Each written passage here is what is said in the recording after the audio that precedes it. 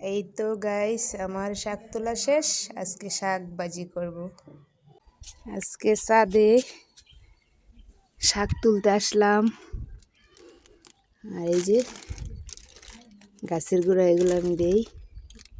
এটার ভিতরে মানে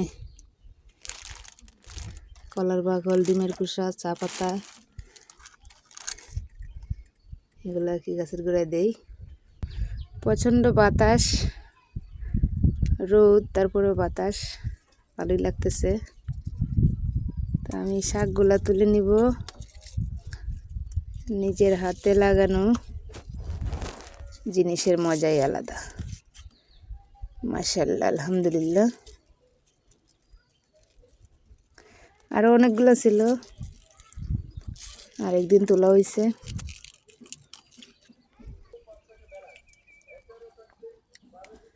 তুমি আমার এত বেশি আপন, তুমি আমার এত বেশি। লাল পোশাকটা খুবই ভালো লাগে আমার কাছে। সবুজটার থেকে লাল লাল কালার যেটা, ওইটা ভালো লাগে।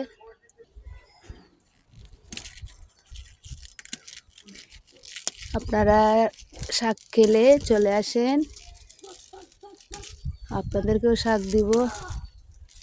পুঁই শাক দেখুন, মাশাআল্লাহ, অনেক সুন্দর।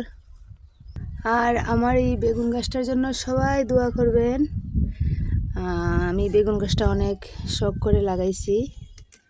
পাকনা বেগুন দিয়ে, শীতল দিয়ে, সিমের বিচি দিয়ে, অনেক ভালো লাগে খেতে। কি বলবো, অনেক ভালো লাগে। গাছ উঠে একদম ভরে যায়। এই যে মাটির মধ্যে, বালতির মধ্যে যে মাটি দিছি, এত পরিমাণের ঘাস উঠে।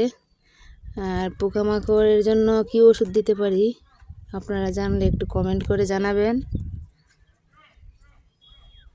আমার এই অ্যালোভেরা গাছটা অনেক ছোট ছিল, মাশাআল্লাহ অনেক বড় হয়েছে।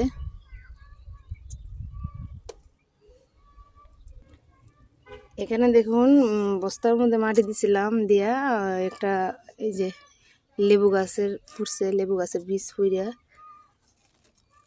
এখানে দেখুন একটা গাছ, এটি হচ্ছে শাক। এই শাকটা কে কি নামে ডাকেন অবশ্যই জানাবেন। এই যে শাকটা কি সুন্দর হয়েছে।